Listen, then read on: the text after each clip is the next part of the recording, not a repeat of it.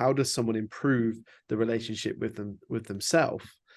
But having just heard you go through some of the practices you're already doing, I'm assuming those would be that answer. But if I slightly change it to be, what would be the first step for someone in changing and improving the relationship with themselves?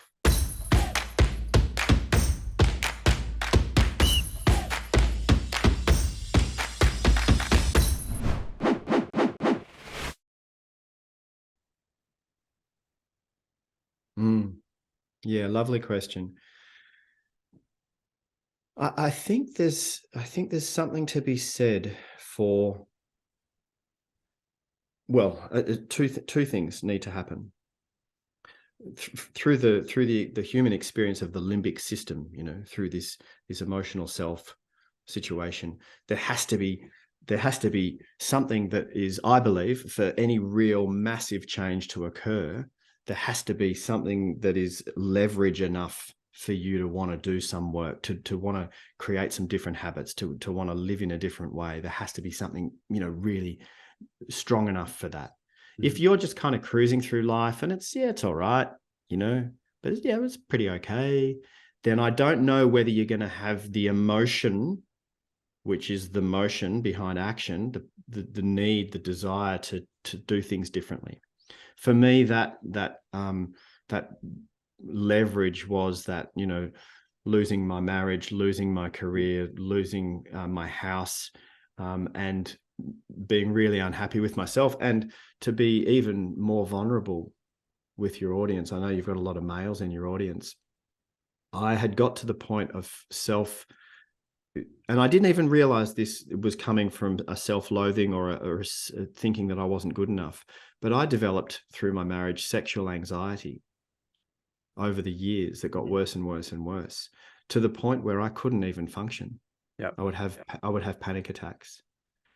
And that was the most horrible, shameful, embarrassing, gut-wrenching experience to live as a male, because you look to the outside world and you see all these other men and you think you're the only one with that problem, and you can't even be the man for your woman in the bedroom, so you feel like a failure.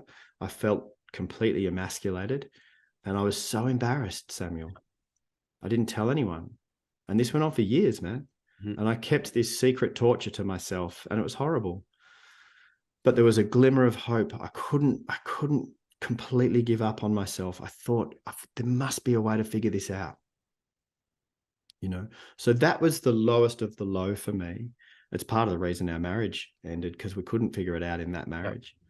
Yep. And so I really had got to a point where my experience of life was so terrible that I would do anything to make it better.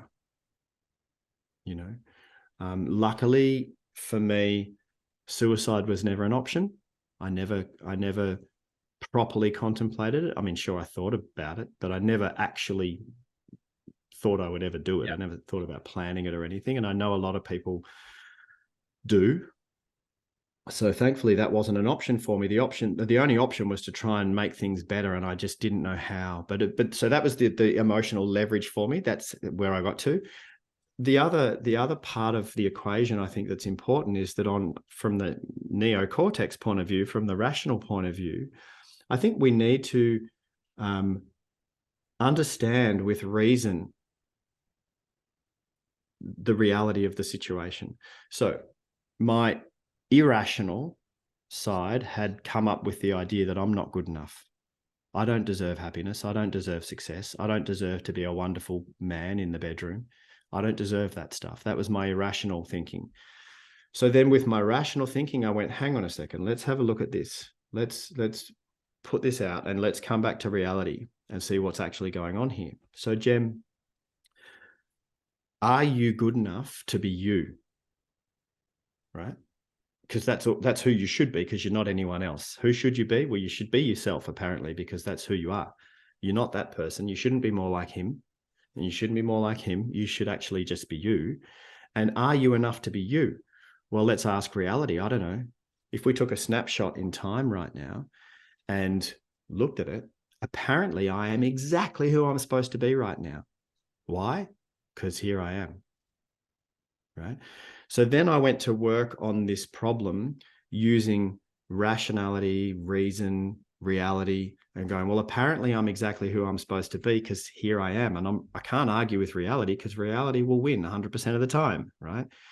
So then you come up with the reason and you go, well, apparently I am enough, but I've still got this psychological, emotional racket going on that I'm not. So I've got this neural wiring that says I'm not enough, but I can use my rational realism to go, actually, I am enough because here I am, right? Okay, so I know that rationally I'm enough. Now what can I do to change the wiring? So this is when you roll up your sleeves and go, okay. And I read a lot of books and I, started to explore, what we've found through neuroscience in terms of plasticity and how the, neurons wire together, et cetera. What can we do to change that? Understanding dopamine levels and when does it work for us to use the plasticity of our mind and start to form new beliefs. And that's what I did. And it was pretty boring. It was, daily affirmations. It was daily meditations. It was daily, treating myself like I deserve to be treated, exercising, eating better, sleeping better, all of these things combined, knowing that it would take time. My first affirmation, which was, I am enough, just the way I am, I didn't even believe it. For the first 6 to 12 months, I didn't believe it. And I was saying it out loud every day, a lot. And I'd also found out through the imaging of the brain and the understanding of the neurochemicals that when dopamine levels rise, the formation of new neural sequences happens much quicker, right? We learn more when we're in that excited state. Interesting.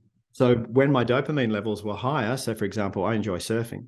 So if I'd just caught a wave and I'd come off the back of the wave and the adrenaline was up and the dopamine was up, I'd be doing my affirmation out loud more because I'd read that it would wire together faster like that. So, I just went to work, and after about a year, I started to believe it.